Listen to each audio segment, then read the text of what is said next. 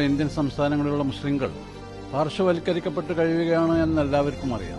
അവരെ ഉയർത്തിക്കൊണ്ടുവരാനുള്ള ഏക മാധ്യമം അവർക്ക് വിദ്യാഭ്യാസം നൽകലാണ് എന്ന നഗ്നമായ സത്യം മനസ്സിലാക്കിയാണ് ദാറുൽ ഹുദ വർഷങ്ങളായി, പതിറ്റാണ്ടുകളായി ഈ രംഗത്ത് പ്രവർത്തിച്ചുകൊണ്ടിരിക്കുന്നത്. ഇങ്ങനെയുള്ള പുരോഗമന പ്രവർത്തനങ്ങളുടെ ഒരു ഭാഗമായി ആണ് ഖത്തറിന്റെ തലസ്ഥാനമായ ദോഹയിലെ Doha institute for graduate studies, PGയും ഡോക്ടറൽ സ്റ്റഡീസും മാത്രമാണ് ഈ സ്ഥാപനത്തിലുള്ളത്.